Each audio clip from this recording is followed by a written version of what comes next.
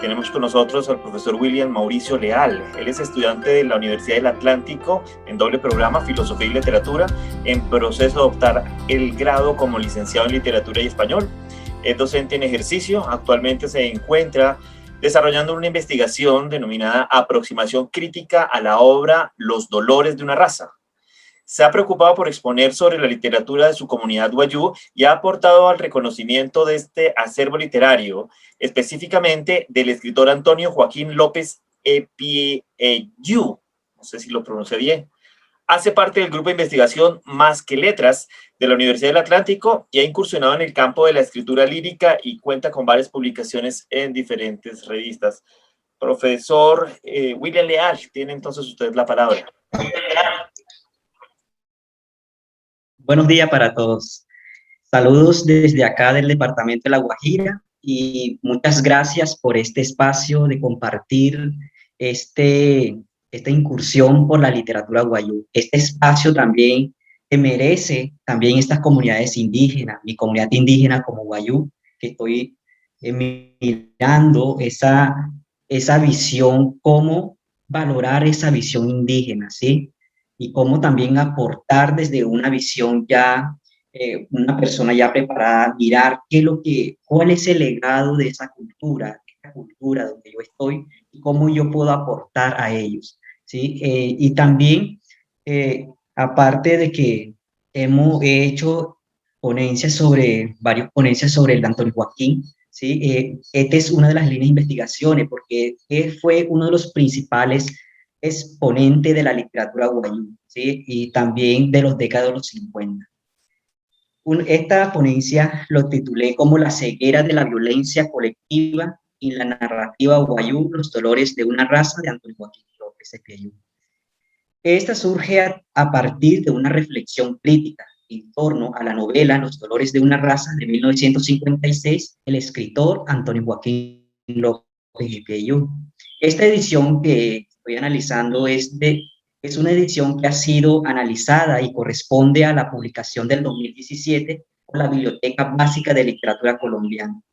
Alrededor de esta reflexión crítica se planteará consideraciones sobre la teoría que ayuda a resolver problemas perceptibles en la novela. Con base a los elementos teóricos, se intentará mostrar la relación ontológica manifiesta en la narrativa de López Epieyú y las dinámicas sociales y la forma de cómo esas dinámicas sociales inciden en una formación de una ceguera de violencia que somete al wayú a una realidad compleja, injusta, ¿sí? Y esta aproximación se va a desglosar en dos visiones, en dos nociones. Una aproximación a la concepción de violencia de la narrativa de López Epieyú desde la postura del filósofo antropólogo René Girard.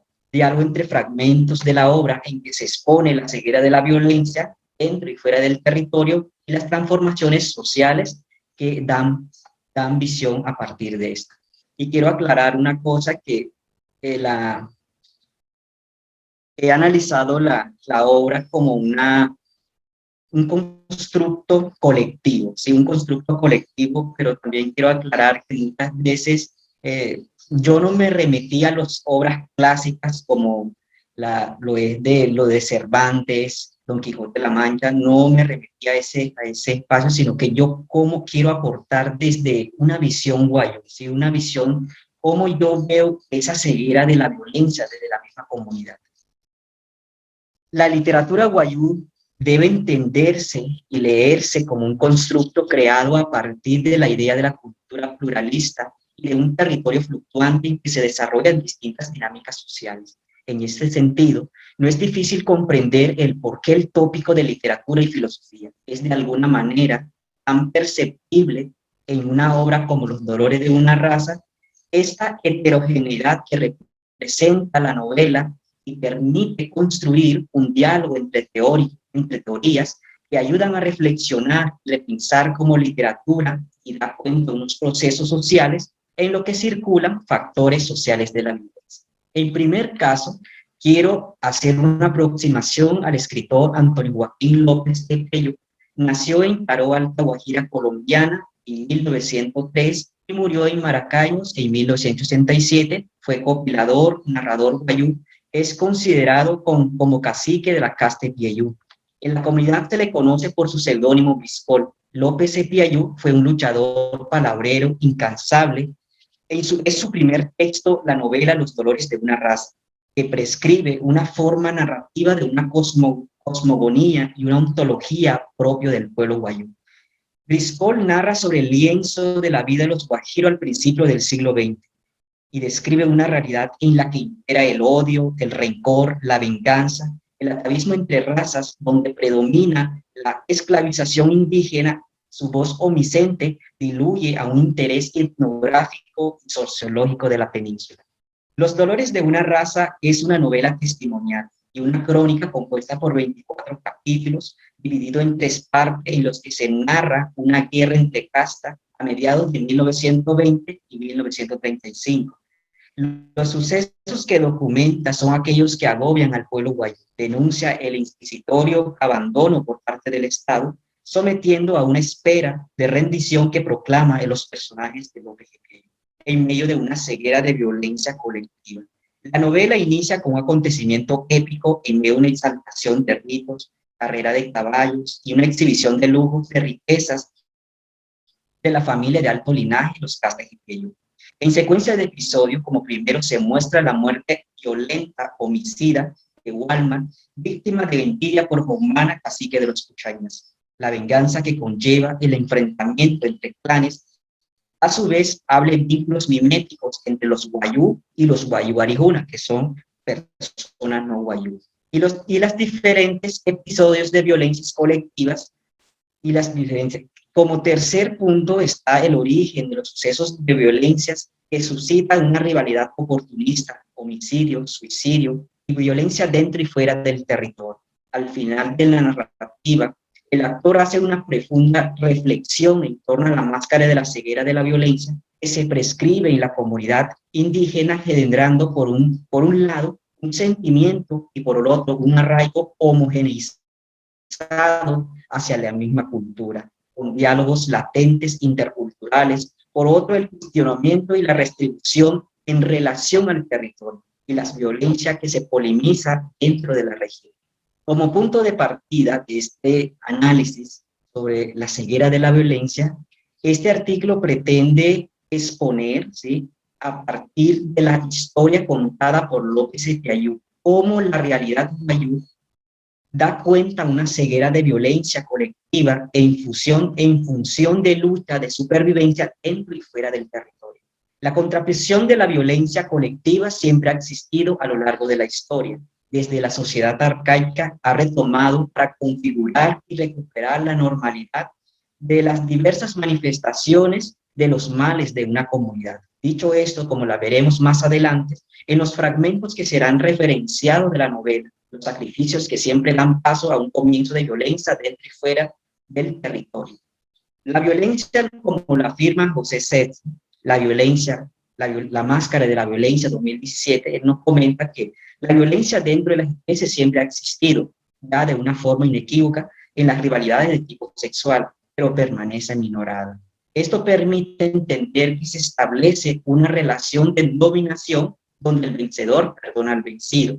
El ser humano es más violento que los animales. Esto implica, así como lo afirma René Girard, agresión agredido en la violencia, en el texto, en la violencia de la religión. Somos competitivos más que agresivos. Detrás de esta competitividad, la agresión, siempre hay un deseo por el otro, es decir, el deseo que imita para sentarse o para volverse un modelo. En el caso de Jomana, el cacique de los Puchaynas, en Los Dolores, se resalta con la actitud de rivalidad con Walman, haber perdido la carrera de caballo.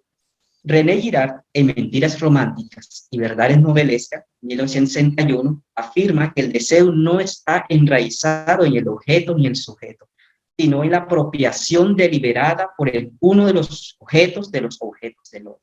En este caso, Girard pone en manifiesto la naturaleza imitativa del deseo, generalizando la violencia a un paralelismo de precepto cultural donde el choque por el mismo objeto El mismo deseo se convierte en una rivalidad imitativa y contagiosa que conduce a un desglose de violencia dentro o fuera de la comunidad guayú, entendiendo como una función sagrada que eficazmente crea un desorden cultural, una arbitrariedad sacrificada o un contexto de primitivo. El otro contexto en que se desarrolla esta ponencia está el nacimiento, cómo desde la misma narrativa guayú nace un chivo expiatorio y cómo da un paso a un suicida. Esto lo titulé como el nacimiento del chivo expiatorio y suicida en los dolores de una raza. El odio iracundo, una enfermedad congénita de la naturaleza humana, nadie ha podido sustraerse su maligno influjo. Los que odian caminan ciegos en el abismo de la perdición del crimen.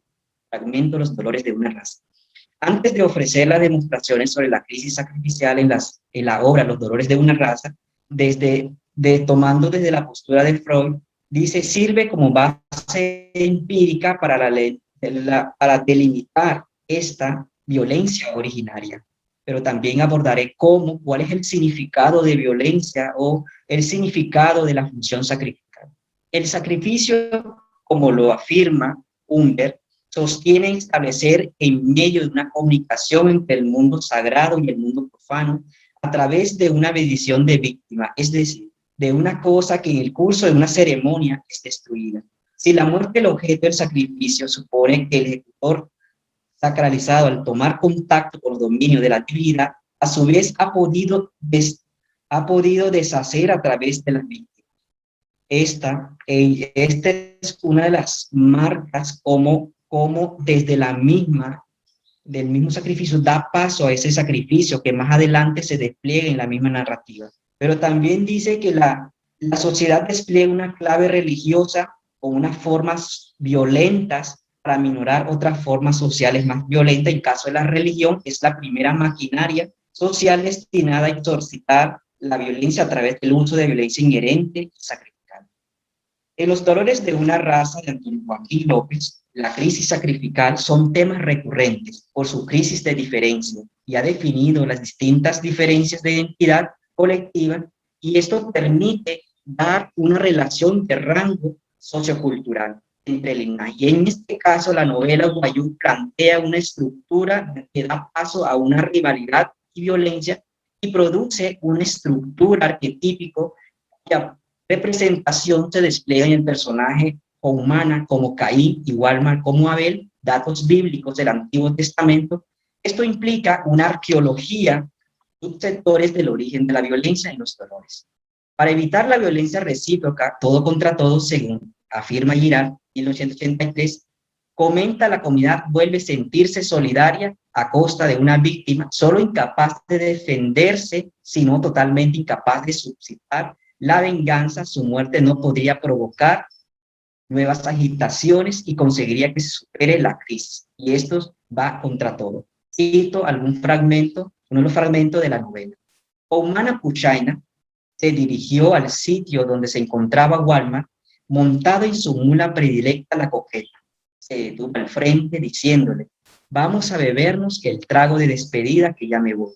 El digno heredero extrajo del bolso de cojín de su montura un litro sonriente, afable, y le sirvió el trago de un vaso de cuerno, echándole enseguida el otro para él. En instante llevarse el vaso a la boca, Oumana aprovechó de desenfundar la carabina en el pecho, soltó el tiro, atravesando el corazón y se desplomó sobre la nuca de su bestia. Este dio salto y el cadáver rodó inmóvil. Oumana, dándole rienda suelta a su alzán ligero, ganó la pampa. No dejes escapar al asesino, gritó Talva, balbuciente, presa de la emoción terrible. 50 jinetes salieron en la persecución del homicidio. Oumana ganó sierra y no pudieron sus perseguidores alcanzarlo ni con el caballo ni con proyectiles. Para el pensador francés René Girard, 1983, atendiendo ante los hechos cometidos por Oumana, así que los Puchaina, a la casta de Talva, en la cita anterior, revela que es el indicio de la violencia colectiva, inicia con los descendientes de los clanes de Piayuc. Se creen capaces de dominar la violencia, pero es la violencia la que domina sucesivamente, todos los protagonistas metiéndolos a pesar en un juego de reciprocidad violenta en el cual siempre creen que se están escapando de la violencia. En Los Dolores, en el capítulo 3 de la novela, se narra sobre el velorio, el entierro de Walma, uno de los herederos más importantes de la tribu de Tal. Sus invaluables méritos por su generosidad paternal y cariño, hombre reconocido por su filantropía, es así asocian con lo que Menta y Girard, todo contra todo, se pugnan unir todo el mundo a una casta poderosa que ofrece su servicio a cambio de la cabeza de Humana, el cacique de los Pushainas. Vinieron indios amigos de todas partes, no solo a depositar a los pies de Talua el tribu de sus lágrimas, que es un deber obligante entre las tribus, sino también ofrecerle sus servicios personales en la persecución de la venganza del atentado criminal que era víctima. En el anterior fragmento, la comunidad adquiere el control colectivo de una mímesis irracional, violenta, que da paso a la búsqueda de un chivo expiatorio, donde el individuo es el mismo objeto de mira que por medio del sacrificio da sello a la reconciliación del pueblo. Nuestro deber y dignidad, dice entre uno de los fragmentos, nuestro deber y dignidad nos impone a pedir la cabeza del asesino, aclarar la guerra a los casta Pushaina. Como ley nos obliga, sino que la ampara y autoriza el pago de indemnización por el daño y prejuicio. Ante la relación del cita, ante esta relación de esta cita, Berger, en su texto Pirámide del Sacrificio, 1979, escribe: si los dioses no fueran alimentados regularmente con la sangre humana, el universo se destruiría.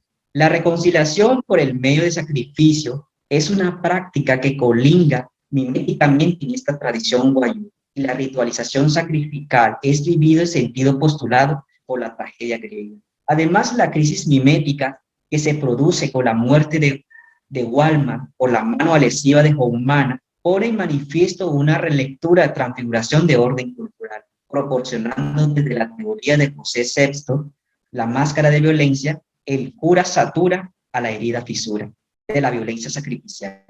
La postura de José VI se asocia con el manifiesto en la famosa traducción de Hegel, que hace del fragmento anesimando cuando describe: ahora bien, a partir donde hay generación de cosas, allí se produce también la generación de destrucción. Según la necesidad de efectos, pues tiene que pagar la culpa una tras otra y reparar la injusticia. Fin de cita. Así pues, desde la misma novela, Los Dolores de una raza, atendiendo a la teoría girardiana, en el deseo mimético, se vuelve oportunista, es decir, detrás del primer hecho de violencia surgen otras violencias. El mismo actor, Antonio Joaquín López, suscita momentos de violencias planificadas que a su vez es controladas, ritualizadas, dándole esencia a la filosofía propia de la ontología guayú. En otras palabras, es el indicio de una narrativa histórica que encadena modelos de imitación y toma presencia en las indagaciones y datos que ha documentado López Epeyú, enmarcando dentro de un contexto de una filosofía derivada y que contribuye a través para superar una visión clásica y romántica según el cual el deseo está por el deseo individual. Los modelos que se encarnan en Los Dolores de una raza se convierten en especie de divinidad para el sujeto que direcciona el personaje de López Epeyú.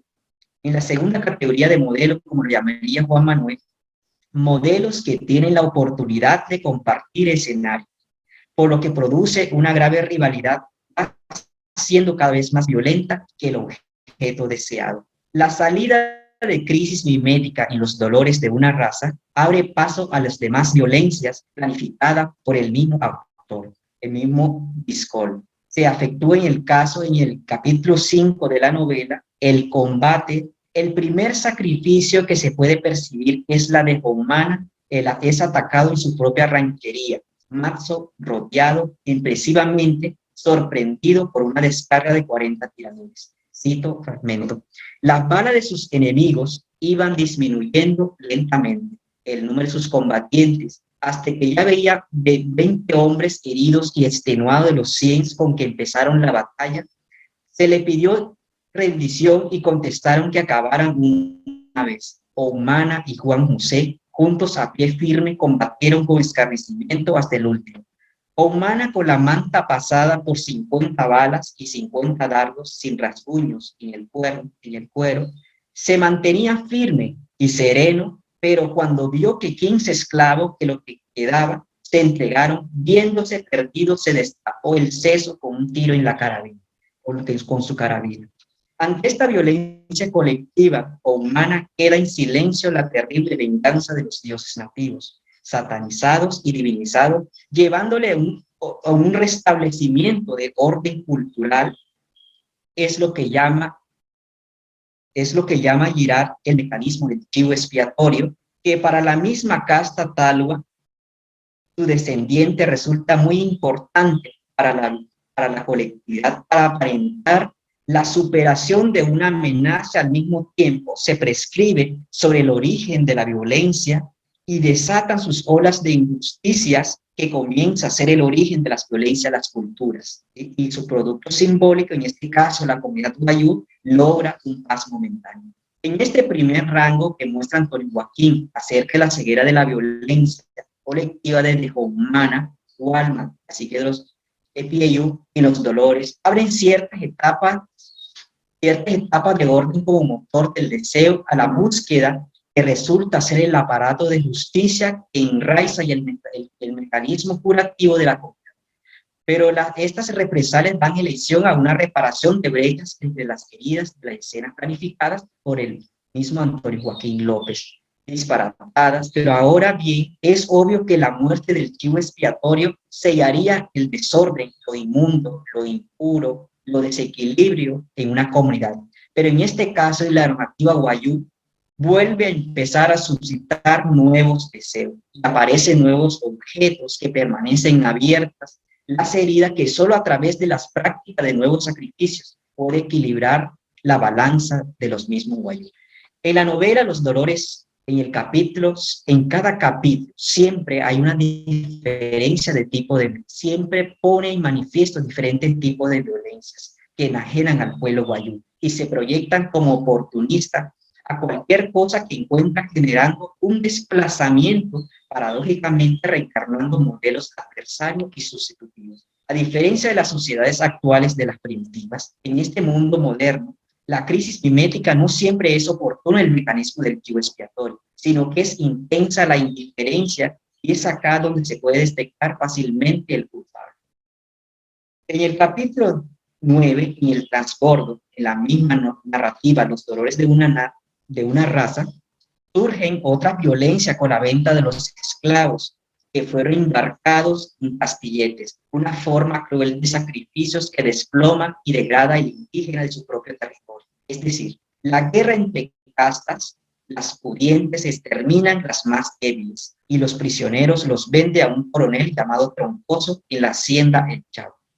Los conversatorios que surgen alrededor de esta venta de esclavos que tuvo el coronel Troncoso, el coronel Canaleón y el Falcao fueron interrumpidas por un capataz informando 3 peones se habían fugado en la noche. Cito: al siguiente día, a las 9 de la mañana, 6 hombres de maquetes en mano se presentaban con los fugitivos amarrados, con grueso mecate alrededor del cuello. El capataz condujo a los prisioneros a un tambo, les mandó a quitar los pantalones y ordenó que le metieran las 2 piernas en un cepo montado en 2 horcones a 1 metro de altura, boca abajo, con las patas de las manos en tierra, en cuya macabra posición empezó a ver el verdugo contarle latigazo en las nalgas. Dale brochazo en las nalgas, ordenó el verdugo. El muchacho ejecutó en la inmunda operación, pasando varias veces con la sangrenta en las nalgas. Las víctimas contorsionaban como una culebra herida, dándole desesperado grito de misericordia. Después de 25 latigazos, Ángel fue mayor, trazó con la punta del machete en una raya en el suelo, ordenando al indio que le hiciera un hueco. La víctima empezó el trabajo y cuando el hueco tenía 1,5 metros de profundidad, en el instante de agacharse para sacar la arena con la pala, le asestó la formidable machetazo, destrozándole la cabeza y cayéndole ambas piezas divididas en el fondo del hueco. Atendiendo a la teoría, a la cita anterior, teniendo a la teoría de Darwiniano, pregunta la naturaleza como una máquina hipersacrificial, donde la muerte pesa más que la adaptación. De igual manera, la adaptación de los prisioneros de ser unos chivos expiatorios, focalizado por López Espiayú y la narrativa, experimenta pulsaciones miméticas, utilizando la metáfora del latigazo como un instrumento eficaz de control que permite a la misma comunidad reducir el caos como responsable de una determinada crisis social. Al mismo tiempo, la figura de los mestizos en la hacienda es la marca prominente del contacto que más adelante adquiere el indicio del terror dentro de la comunidad, que domina a los fugitivos rivalmente y miméticamente. Habría ser centro de atención y en este caso convertiría como un acto de destrucción para el mundo guayú. A juicio de Arriana, la violencia colectiva es cuestión de desarrollo de culturas y las respuestas lo hacen a través del ritual. Repetir sin cesar el mecanismo del chivo expiatorio y recurrir a la inmolación es una fuente de totalidad cuya raíz se encuentra en la experiencia de la misma etnia y adquiere un modelo. En los dolores de una raza se convierte como una forma de aprendizaje, de reconstrucción de una ontología guayú. A diferencia en las sociedades primitivas, la violencia no lo ven como una forma de aprendizaje, sino la perciben como uno no repetir más violencia. En otras palabras, la novela Los dolores de una raza de Antonio Joaquín López, el texto es de alguna manera testimonio de su tiempo, receptores de un contexto histórico que relata al mismo Briscoe desde una posición imparcial, reclamando por un lado una autonomía política y por otro lado una autonomía cultural.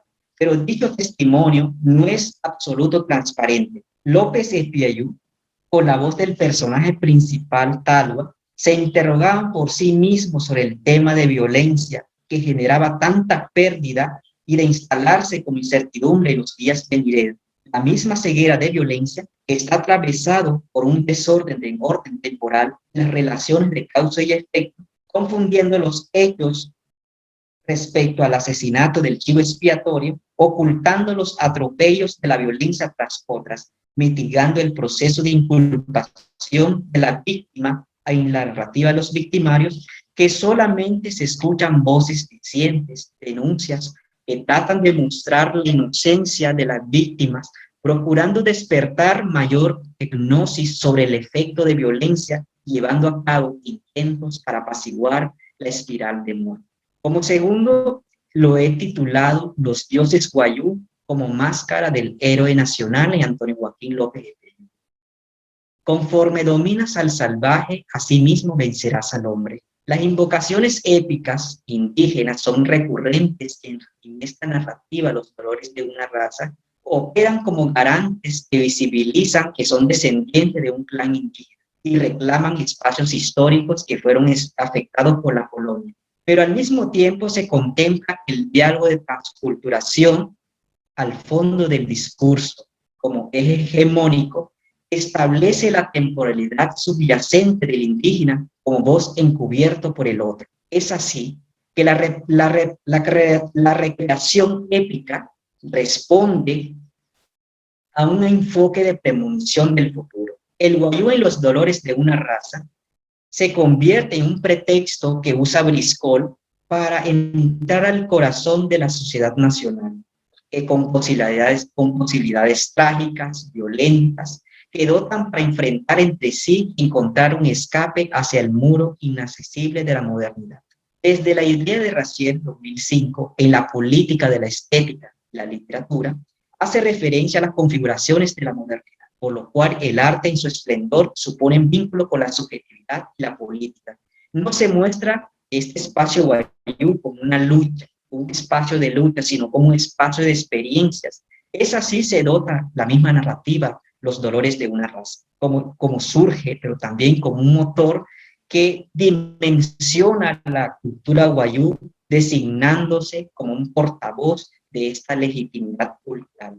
Es por eso que desde la idea de Raziel, En la política, pues, la función de política no solo consiste en la transmisión de contenidos ideológicos, ni en su capacidad de representar las estructuras conflictivas o identidad, sino a través de una especificidad como operación sobre el lenguaje, donde opera el tiempo y el espacio que establece por la manera como se divide el tiempo y cómo se puebla el espacio.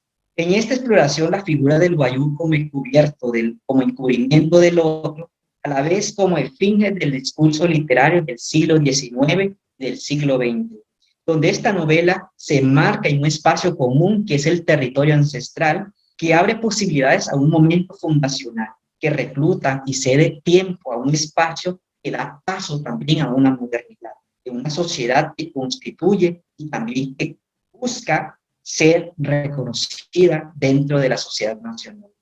Los circuitos como Doris 2004 visiona en su teoría el valor fundacional, donde ha demostrado cómo se fundaron las naciones literarias en el siglo XIX en Latinoamérica a través del romanticismo. Esto no es visto solamente en estas literaturas occidentales, sino desde la misma literatura indígena. Es por eso que Antonio Joaquín López, en Los Dolores de una raza, recoge la herencia de la etnia y lo hace fusionar no solo como una comunidad imaginaria, sino como poder excluyente que se dotan desde una realidad silenciada. Dentro de las guerras dantescas y las violencias que surgen alrededor de la novela Los Dolores de una raza, surgen tres tramas que podrían verse como hito de posible romance fundacional. La lealtad como primero, la lealtad de pasión amorosa de Hiwaya, enamorada por Hibolu del inicio de la novela, lo lleva hasta el sacrificio de su vida y la de su gente. Comenta López en su narrativa, el amor es el poderoso resorte que mueve el mundo con más facilidad la energía del hombre. Como dos, es el resultado del mestizo como sujeto naciente, que marca terreno dentro de la nación, pone como manifiesto el amorío de Catalina, heredera, el cacique penal principal jurado en el proceso humana, y Antonio de Cheto, producto impuro de un deseo de su madre, o Connor con un mestizo de Maracaibo, que frustran esta muerte, queda frustrada por su muerte, con la ruina de Cheto de los Mequijanauras arriba, llevándolo a una destrucción indígena. Como tercera noción, como posible hito de romance fundacional, es la unión conyugal de la encantadora Hiwaya, hija del cacique Talua, con el cacique mestizo de la indumentaria civilizada, dio paso al romance que por fin da cuenta el emblema de la barbarie. El mismo mestizo asesina a su propia mujer, y esto se convierte en un avance de la modernidad que identifica el paso del indígena a una América sexualizada. De la cita anterior de Doris Sommer, está estilizada desde el inicio de la misma novela, con carácter político didáctico, lo cual constituye la construcción de un Estado moderno y alimenta el discurso indígena bajo una modalidad romántica de la épica. Y los otros es el cuadro de la costumbre y modelo que ridiculiza y denuncia la barbarie de los modernos. Por otra parte, es notable la mirada expuesta del narrador Antonio Joaquín López desde el inicio de la novela, cuando se ubica en primera instancia como observador contemplativo. A 40 kilómetros al sur del puerto marítimo de Taroba, entre la punta occidental de la cordillera de Macuira y la falda del ramal oriental de la serranía de Parache, se encuentra un hermoso valle por el nombre indígena Irotzino. A la segunda demanda, Antonio Joaquín evoca las condiciones épicas del tiempo, donde se disloca el espectro del tiempo o de los periodos coloniales, pero al mismo tiempo pone el indígena a un escenario de la modernidad, al mencionar las décadas de los 20 con mira que contrapone a lo cotidiano. Cito: en el año 1920 se hallaba ubicado una extensa ranchería del indio perteneciente a la casta de Piayú, cuya cacique lo llamaban Talua.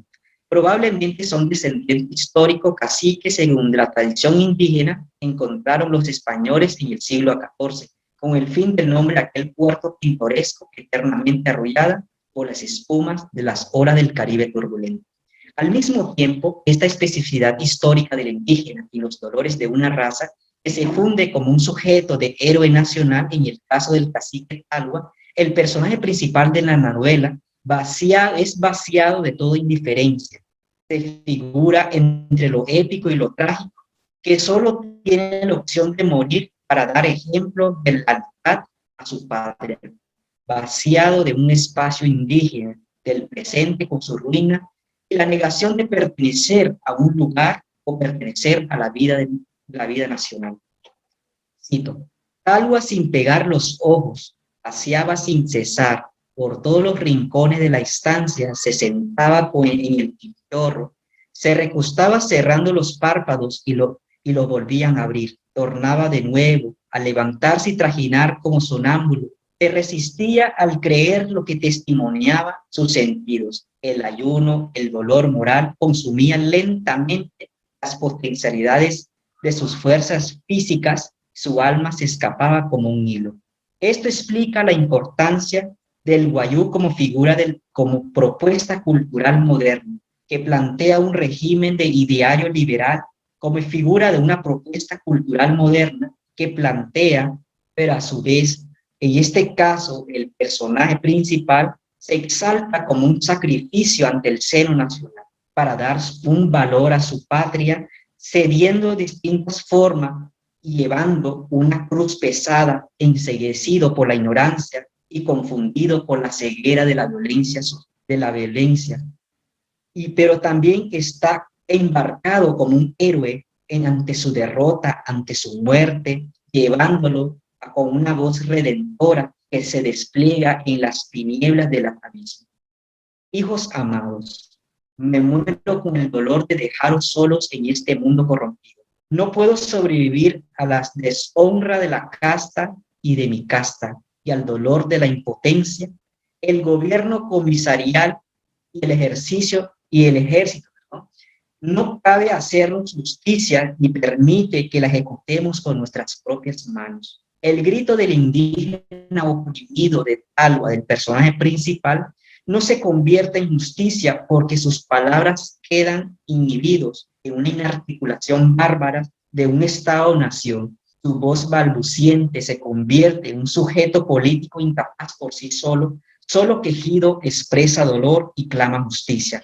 El espacio y tiempo de la modernidad quedan descartado y dividido, su deseo oscuro incitando la luminosa pampa a una ansiada redención, que al mismo tiempo la obra termina con el siguiente fragmento: hunda para el crimen, pródigas para el drama y la tragedia que hasta hoy ha vivido para el dolor y la desolación. Como conclusión de esta ponencia, Los dolores de una raza es una novela que representa la pluralidad de un Caribe poco expuesto, a pesar de un legado violento que manifiesta su historia. Los guayú, como comunidad indígena de resistencia, configuran nociones como una cultura y el territorio a partir de testimonio de vida, que expuesta en sus dinámicas sociales, la forma en la que el guayú entiende y vive su territorio, y ha producido a lo largo del tiempo múltiples conflictos con aquellos que no respetan y comprenden la cosmogonía y la ontología del cual vive el guayú. En este sentido, la violencia ha vivido como un constructo social entre dos fuentes que ha procurado para el acceso de poder. Por otra parte, los guayú en reclamo de una economía y una gestión cultural, y por el otro lado, el arijuna, que no guayú, en reclamo también de un territorio que no figura como suyo, pero que está determinado por una especie de complejos, lo que llaman atención desde el occidente. La filosofía como disciplina de pensamiento y reflexión en torno a la sociedad permite una relectura de la novela desde un foco que nutre la investigación que está en desarrollo y que ha venido acercándose a poco como la antropología. En esta convergencia de ciencias se constituye un argumento crítico que responde a todo aquello que Antonio Joaquín López muy prolijamente plasmó en su novela. Muchas gracias. Profesor William, muchísimas gracias. Debo manifestar que Su ponencia ha sido muy interesante, muy esclarecedora, sobre todo a nivel del conocimiento que nos puede usted brindar sobre la comunidad Wayuu. Quisiera aprovechar la oportunidad, ya que tenemos un poco de tiempo, para hacerle directamente una pregunta desde mi propia ignorancia. En su ponencia usted nos habla de la pluralidad del Caribe reflejada en la narración de Antonio Joaquín López. Estos apartes que usted citó durante su ponencia fueron de cierta violencia vívida, se quiere, muy representativa del sufrimiento que la comunidad Wayuu ha tenido quizás durante cientos de años. Pero este testimonio de vida de cara a la apuesta girardiana, que yo leo particularmente como una apuesta ética, es decir, de autorreflexión para eliminar la violencia, quisiera preguntarle muy concretamente, ¿cómo aborda la comunidad Wayuu el problema de la violencia? Es decir, o con miras a darle o propiciarle una solución.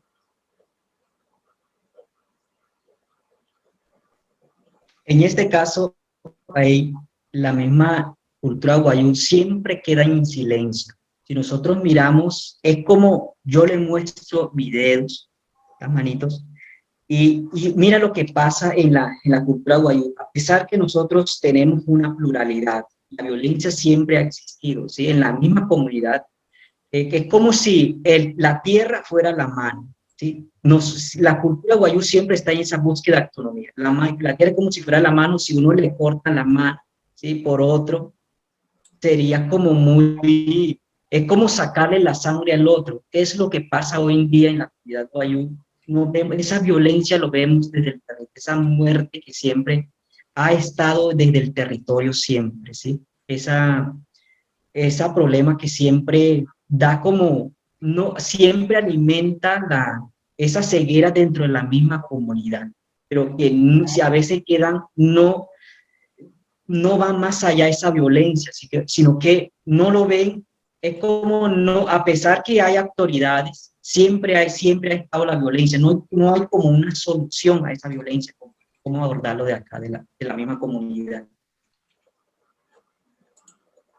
Perfecto, le agradecemos mucho su ponencia. No sé si... Yo quiero agradecerle la ponencia porque me parece muy bonito que trabaje sobre literatura que nosotros en general desconocemos, que es un problema que tenemos acá, digamos, desde el punto de vista de Bogotá. Me llama la atención, digamos, esa relación que establece usted entre la literatura de la narración de su propia comunidad con la teoría de Girard. Yo tengo curiosidad de cómo llegó usted a Girard. En la Universidad del Atlántico, cómo fue el acceso a Girard, porque me parece absolutamente notable. Muchas gracias. Sí. Surgió principalmente la mira hacia Girard, René Girard. Es como no solamente yo lo miré como, no, yo no puedo encajar mi propia cultura siempre en una teoría, ¿sí? Hay que mirarlo más allá de lo... Entonces la excursión mía dentro de Girard, yo lo he leído en varios artículos y dije, pero Girard me podría servir, darle otra vuelta hacia la misma literatura. Entonces yo lo miré desde ahí, pero también está el de la investigación que estoy desarrollando, surge a partir de esto, cómo Girard también mira esa violencia, ese mundo mimético de ese chivo expiatorio, ¿sí? A pesar que muchas veces decimos que no hay chivo expiatorio dentro de la cultura Wayuu, pero eso es lo que quiero decir, como la misma literatura Wayuu da para muchas interpretaciones, ese chivo expiatorio, ¿sí? Y no solamente ese chivo expiatorio solamente para los occidentales, también desde la misma literatura indígena Wayuu, desde la literatura indígena, hay que mirar, sino que muchas veces nos enfrascamos en lo occidental, pero no miramos más allá de lo que también los indígenas proponen en sus textos. Entonces ahí nació ese deseo, ¿sí? Por mirar más allá de lo que no, sí, ese es el deseo que siempre he tenido.